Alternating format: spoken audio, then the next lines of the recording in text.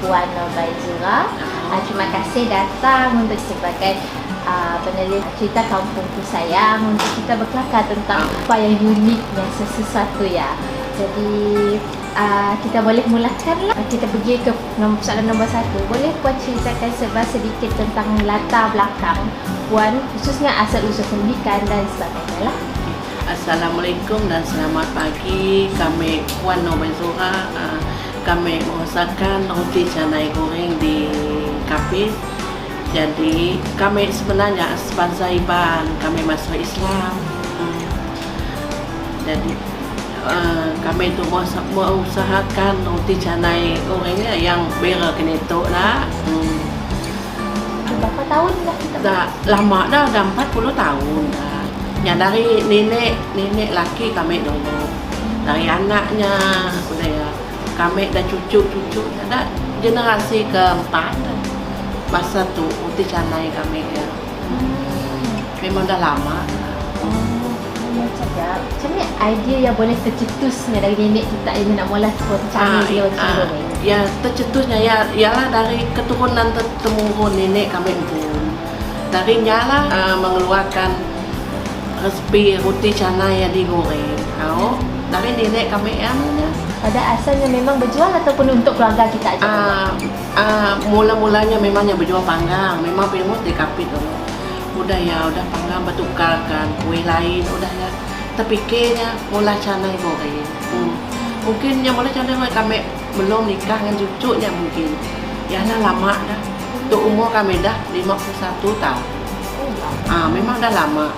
Dulu kan macam sada TV, sada telepon, sada apa ngembaknya ke atas lagi lah, macam kenetok lah, masuk TV, macam berita harian, mereka sada telepon, sada dalam Facebook.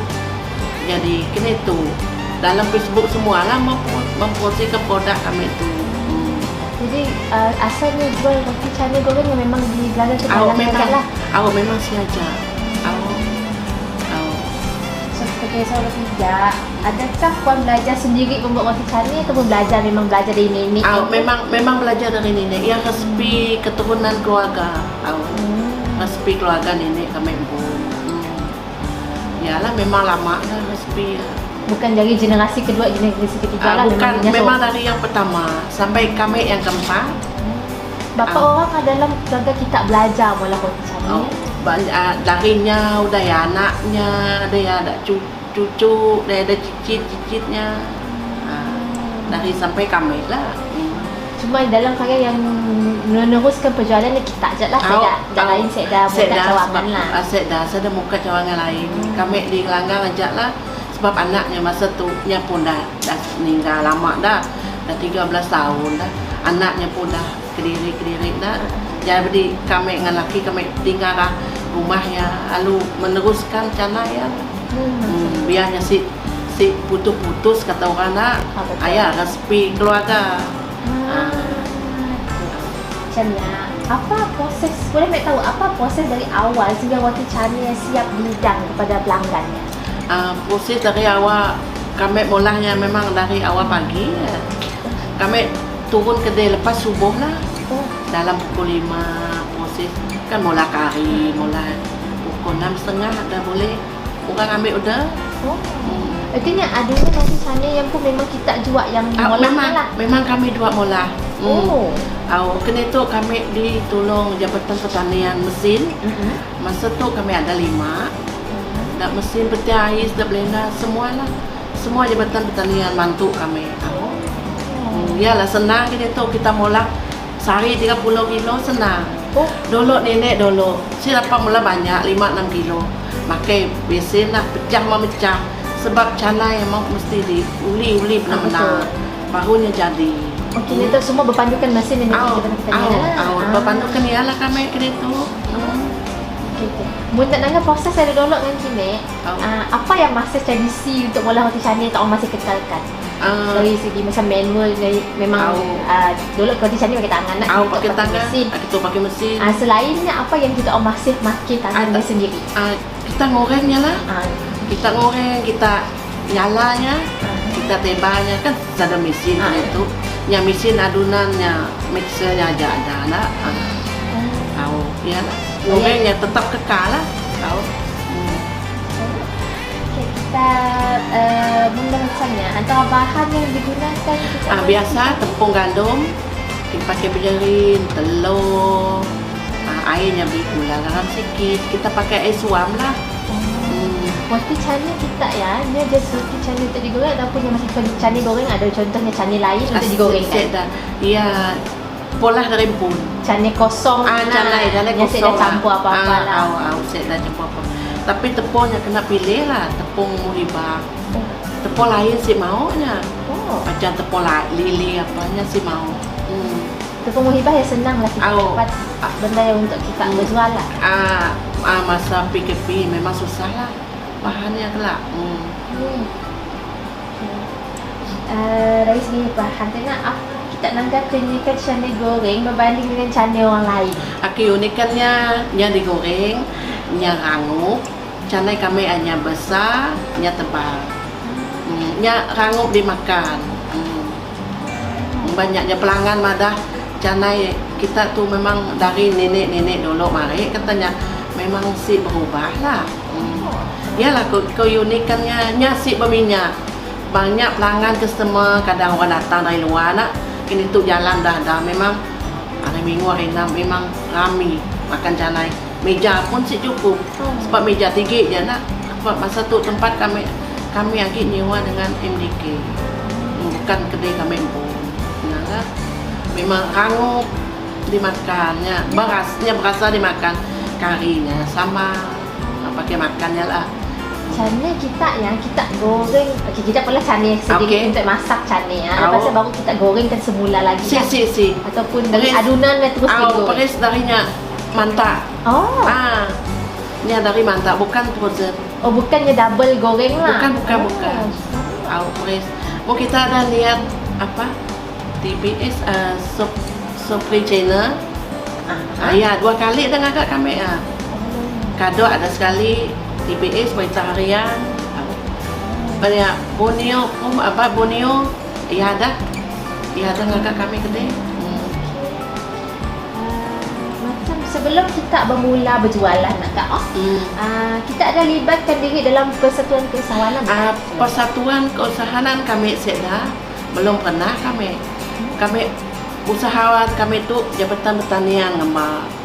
Kita dah terus direct kerja. Terus direct kerja, nyaman tu direct kadang ikut ada agrobis lah di Kuching ada 2 kali 10 hari ikut kami.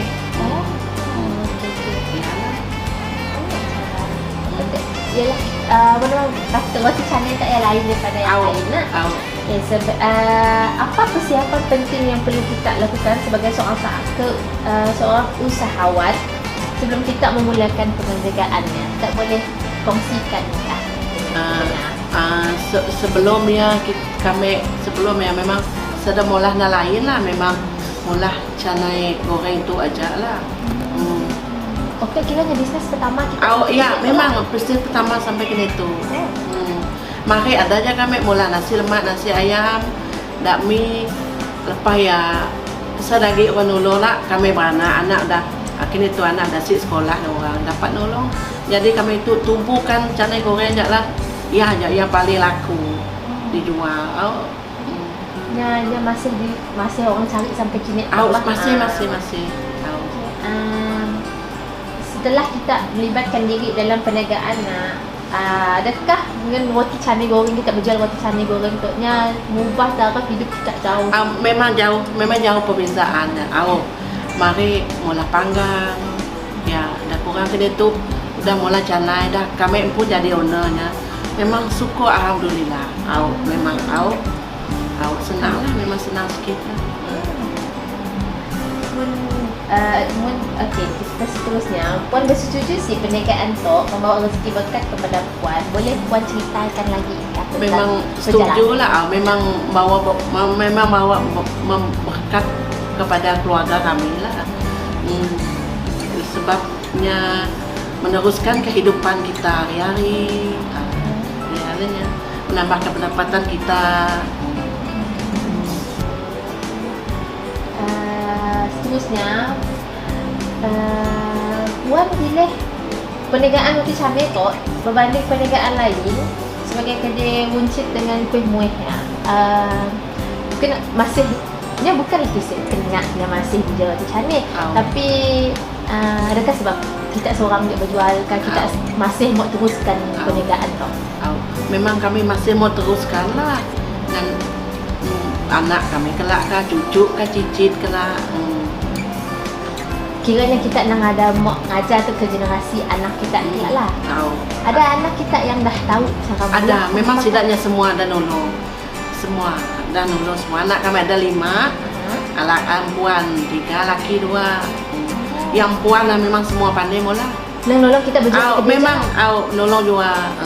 Kami di rumah kami ngemenya aja, resipi semua kami. Sidak nyala, sidak nyua, sidak ngoreng. Semua pandai lah. Artinya kadang-kadang kita si akan berada di kedai ya. Setidaknya yang memang setidaknya ya. Kita lah. Memang sidak ngambil alih. Dengan kalau ada bekerja kalau nak, memang ada juga. Macam mana bakal bekerja kita akhirnya termasuk anak 2 dengan tukang basuh seorang. Dengan tukang goreng pembantu anak kami seorang, tapi dah berhenti tinggal tukang masuk pinggan aja. Sebab kedai yang kecil, saya dapat masuk banyak lah. Siapa dah pergi ke Langgang tahu, hanya tahu. Kecil kedai yang kecil kena hitung. Jadi, yalah. Masa akan datang kelak, adakah kita fikir roti canai goreng tu je roti canai goreng ataupun ada roti canai telur goreng ke, roti canai apa sebagai kita pun fokus perniagaan kita masa akan datang. Masa akan datang memanglah nak mula canai goreng cheese ke, kaya ke, peanut ke, banyak orang nanya susu ke, sebab kami madang kita benar canai goreng tu nyasi susunya si dapat, cheese dalamnya dapat, sematnya digoreng atas minyak. Macam canai tambahnya bakar, semua boleh masuk. Ya udah dicoba kami semuanya akan terbuka. Orangnya pun tengah pandai terbuka. Pandai terbuka. Mau si pandai. Orang-orang tu punya si pandai punya si akan jadi canai. Banyak orang si pandai orang. Artinya orang tukang goreng yang kita ajar jual lah. Memang ajar jual. Memang dari neneknya mari ajar. Dia macam ada tempohnya berapa lama minyak panas ni. Ada memang. Mau minyak si panasnya si bagus. Kita aduannya dalam freezer kan, sejukkan bekunya. Yang udah di jalan kita nak keluar berjual pukul 3:30, 4:30 kita keluarkan. Datang kedai kan yang lembut. Kita nguli pun tengoreng. Artinya punya bagus. Artinya roti canai goreng kita yang pun si bagus untuk di frozen jual lah. Bagus, frozen bagus. Boleh. Mau pelanggan minta frozen boleh. Bagus. Tapi si tahu macam ni cara sidang goreng kelak.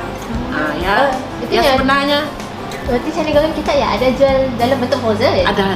Berapa ringgit dan berapa ringgit? Saya dah kami masa tu nyuanya RM1 segi. RM1 segi. Macam orang dapat ngembak ya. Ada. Mun orang nak ngembak mantak boleh. Ngembaknya mantak lah nya belum goreng bulat dah. Boleh juga. Bukan dalam bentuk frozen lah. Bukan. Ada juga kita jual macam ni. Ada. Bentuk frozen ada juga. Macam mantak ya kita inginkan dalam bekas. Dalam bekas macam suka panas kontainer. Senangnya ngembak. Kalau pandainya pun goreng macam ni cakap. Tapi kita sedangkan panduan lah macam ni dan itu. Saya dah kami ni biji-bijinya kami nyuat. Saya dah macam frozen macam orang frozen 5-6 biji bapak ya saya dah. Macam ni adanya. Macam dalam musim lain sebulan puasa ke apakah kita ada jual dalam bentuk frozen punya lah ataupun mantak orang order ke apakah? Orang order adalahnya telefon awam ada. Tapi buka sebagai kedai saya lah. Saya dah. Okey baik.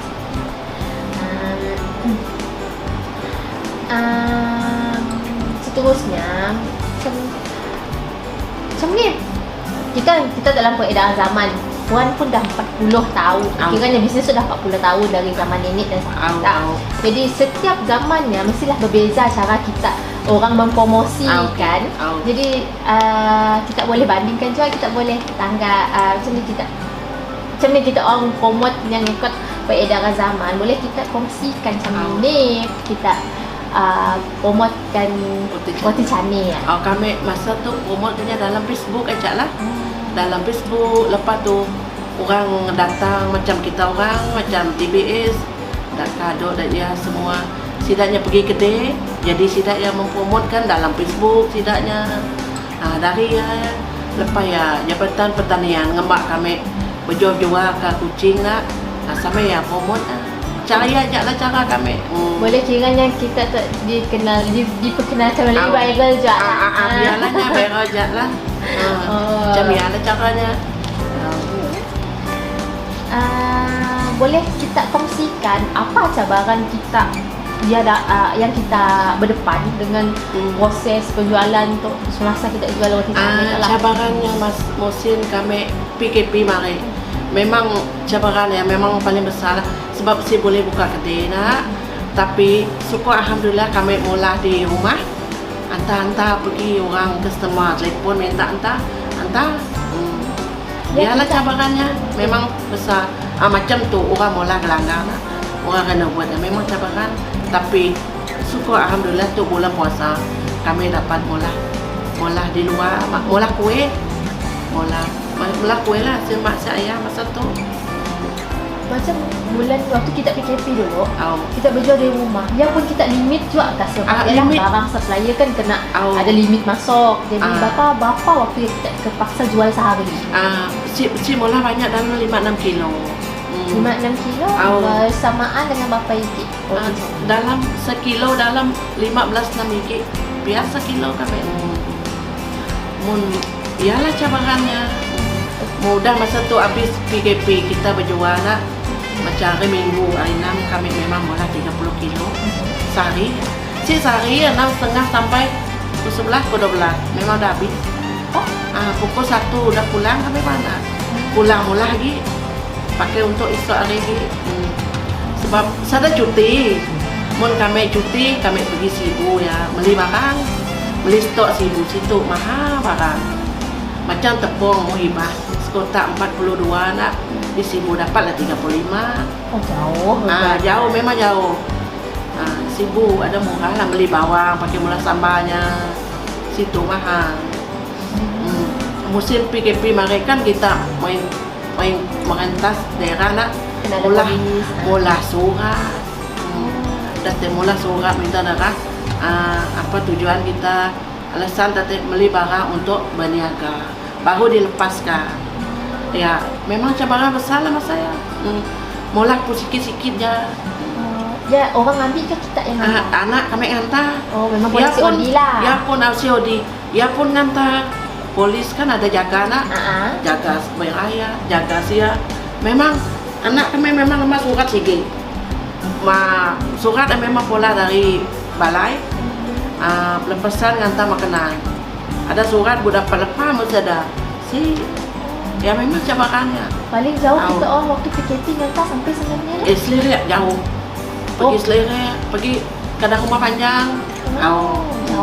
Jauh memang. Kena buat polis. Mas saya memang cabaran besar lah. Kita sudah nambah pendapatan.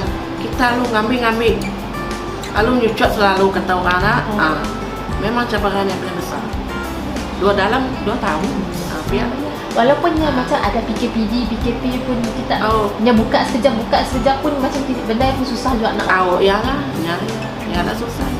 Kayak macam kita beli bahan waktu PKP memang di Sibu juga. Ke Sibu juga. Sebab situ kadang stok saya dah, tepung nak guna saya dah. Kadang ayam, saya dah jual stok nak. Kami beli sedikit. Kami sih pakai ayam ais mula kari, ayam pes. Ayam itu dah. Ya, ayam dari segi karinya, kita mulanya berapa kilo je? Sampai 12 dada. Kami pakai dada, dalam 5-6 kilo. Okey. Kari ayam, pakai isi. Yalah, isi ayam, saya dah pakai kuah. Kari ayam benar. Jadi lepas letak habis PKP ya, kita orang nak start balik, kita pun mencabar juga sih nak buka kedai. Memang mencabar. Ya, apa cabaran kita ya? Bermodal ke baru lagi. Ni nak kita beli barang lagi lah. beli modal lagi, pergi lagi ke Sibu kita pergi tepung kami beli kilang Sibu non. Oh, kita pergi kilang. Pergi kilang yang pun. Mau kedai supermarket mahal juga kayaknya. Besar kan modal kita nak buka baru lepas PKP? Memang besar, dalam 1,000 lebih memang. Ni nak ayam, nak bawang, tepungnya lagi. Sebelum tu kita jual kecil-kecil waktu PKP. Nak buka besar balik ke? Memang besar modal.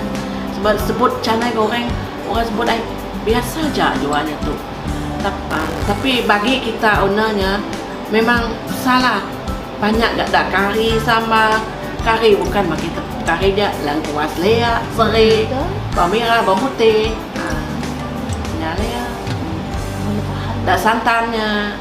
Ya, kita menggunakan modal yang lebih kurang 1,000, adakah 1,000 sehari itu pun memang waktu kita mula-mula. Tu mulanya lah dalam macam seminggu ya lah. 1,000 lah. Awak biarlah je. Bahan besar juga. Air besar. Memang besar modal. Bahan situ. Mahal bah. Tapi dah keadaan tu dah okey, dah okey lah. Kira dah okey. Senang lah. Ya, cabaran waktu PKP, saya dah lepas nak PKP. Waktu kita tu ada sih cabaran kita yang kita hadapi. Waktu kita tu saya dah lah. Kurang lah. Syukur alhamdulillah kurang lah. Saya dah cabaran. Yalah, alhamdulillah semua dah okey macam dulu nah. Yalah. Kayak terusnya dari dalam urusan perniagaan tu nak, kita ada masalah yang timbul kan bila berurusan dengan pekerja, pembekal bahan kah, pelanggan kah, dengan pegawai kerajaan? Masalah yang timbul dengan pekerja. Hari Sabtu Ahad kadangnya semua turun. Kenapa kami gila? Ya selanya Isnin sampai Jumat ada orang kurang. Okey, memang punya. Satu Ahad Kak, esok kami turun. Okey, turun. Okeylah. Macam mana kita berhadapan dengan macam ni tak handle orang pekerja macam ni? Terima aja lah udah mula, tapi anak ada lebih lah. Turun kan setidaknya semua. Lelaki, puan, menantu turunkanlah saya. Esok kita turun nolong mak, ibu tu si turun. Okey. Sebab si lama mak pukul 10 dah, pukul 11 dah lagi kemas ya lambat beli barang di ialahnya. Betul ya, kita pun perjualan kok. Ya sih lah sampai pukul 1 tengah hari. Asyik sampai. Ya pukul 10 habis. Habis lah. Habis lah.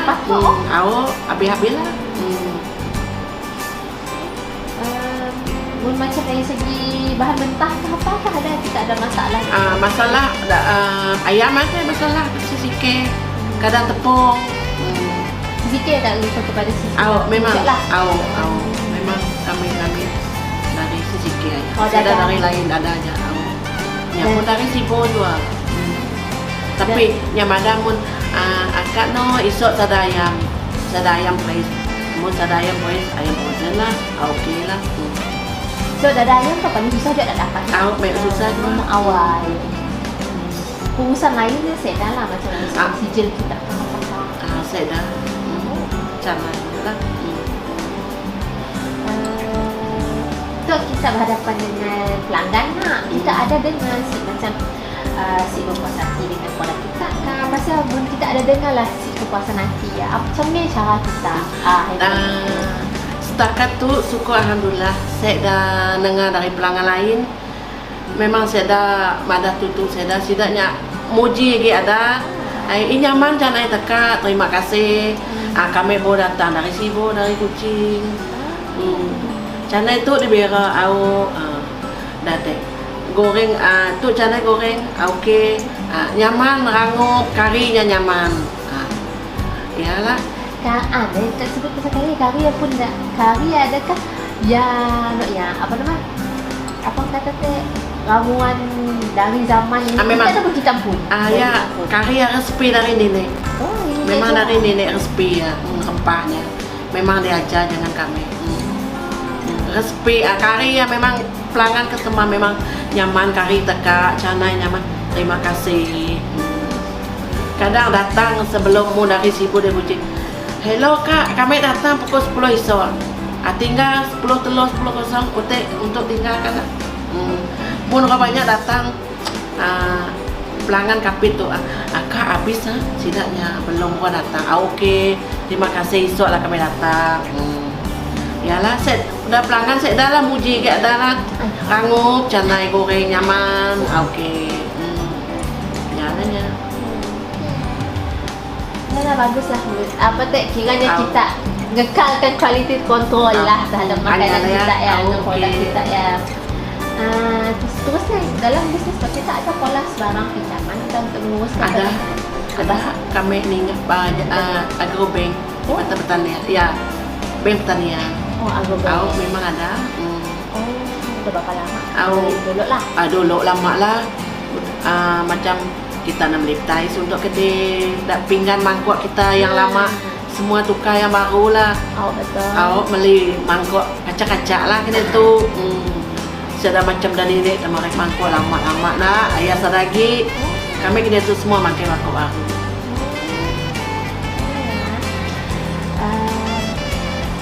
Dalam kita berbisnes tak nak, pening tak berbisnes sama. Kita pun sendiri megang berapa tahun? Bisnes tak 40 tahun. Sejak kita megang berapa tahun? Dalam 20 ada tak? Ada 20. Dan sepanjang dalam tempoh 20 tahun kan nak, kita ada idola usahawan dalam bidang perniagaan dan kenaknya sebagai idola. Idola kami nenek kami pun dengan mak mentua kami. Sebab yang ngajar kami caranya, yang ngajar semualah dari segi canai dari A sampai Z lah. Orang dengan nenek kami ada idola kami. Kita dah kahwin dah tak terus belajar je. Terus belajar memang. Dulu belum kahwinnya memang saya tahu macam ni canai itu, Udah kahwin dah ya, nyala idola kita belajar lah dari seginya. Pengurusan kewangan pun dari sidaknya jual. Dari sidaknya jual lah. Dan kiranya dah idola yang orang kita pun jual. Ya sebab ya respi keluarga. Dalam perjalanan kita lah yang megang macam itu, ada pernah sih berhadapan dengan kegagalan dalam perniagaan? Sekiranya ada, apa faktor yang menyumbang kepada kegagalannya? Boleh kita cerita? Dalam setakat tu masa kami ada kegagalan lah. Masa kami megang memang ada kegagalan. Sebab nyala bantu dari dah anak-anak, dah menantu, ada laki kami dua. Yalah. Laki kita memang support kita lah. Memang situ lah. Nyapu kerja juga. Boleh kita kongsikan etika terpenting semasa menjalankan perniagaan sebagai pengalaman kita lah. Etika terpenting tu kita kebersihan kedai,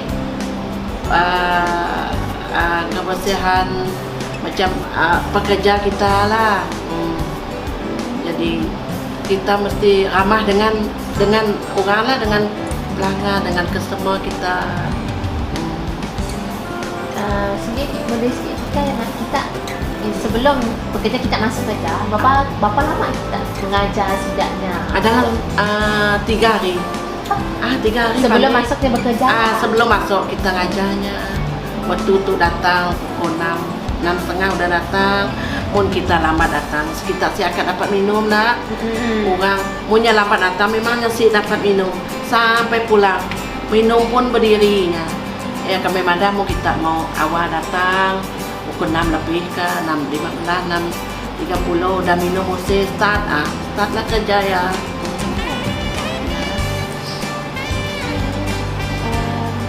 Seterusnya, apa perancangan kita lah dalam bisnes? Apa perancangan kita jangka masa panjang?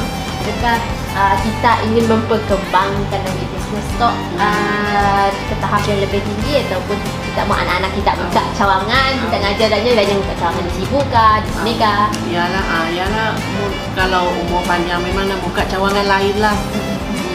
Nak buka cawangan besar lagi, nak mula kedai ngerimpun lah. Kita ada fikir untuk luar ke? Ada. Contohnya sini tempat yang kita nak pergi pertama dulu. Ni tahu ke Kuching ke Sibo ke Seke ke. Memang nak mula perancangan lah. Umur kita panjang lah. Kita banyak anak boleh jual lah esok lah. Dalam masa terdekat tu saya dah lah. Saya dah lah. Pesanan kami dari owner canai goreng tu macam biar kena tu. terus mencoba berusaha kita. Jangan putus asa lah. Walaupun bisnes tu cabarannya memang banyak, silanya turun, silanya apa kata orang, turun ke atas lahnya. Kita teruskan usaha kita sebagai peniaga tu, jam biak itu teruskan hidup. Walaupun kita orang jual, kita berjual tepi jalan, kita orang jual terjual kaki 5 cucur pisang boleh jual. Dengan kita nak macam mula lah dari depan. Memang mula dari depan lo pun kita sampai tahap ke atas. Jangan terlalu terus cepat. Jangan silapan dari depan kita. Ada pesanan lain kita? Pesanan lain sekiranya ada kena tambah ke apa kan? Pesanan lain tu saya lah. Jadi ya lah tadi. Jadi terima kasih agak kita apa nama kita? Radio Media. Radio Media sebab menyebut kami datang ke situ temu buah kami. Jadi itulah caranya kita mempromosikan produk canai goreng. Betul. Yalah kami mengharapkan berdoa semoga kita pun apa nama bisnes seperti canai goreng tu dapatlah sampai ke Kuching supaya orang luar pun dapat merasa juga lah. Umur panjang. InsyaAllah. Umur panjang. Betul. Jadi kami rasa untuk kali tu untuk podcast cerita kampungku sayang untuk roti canai goreng Hafid berakhir. So terima kasih kepada Puan Nur Baizura lah untuk berkongsi pengalaman kita dalam menjual roti canai tu, punya bisnes kita bermula dengan kami orang lah dengan pendengar di luar ya. Ya, itu aja lah sampai situ saja. Semoga kita bertemu dengan episod yang akan datang yang menceritakan lebih unik tentang cerita kampung-kampung yang ada keunikannya tersendiri. Jadi sampai situ aja. Terima kasih. Okay.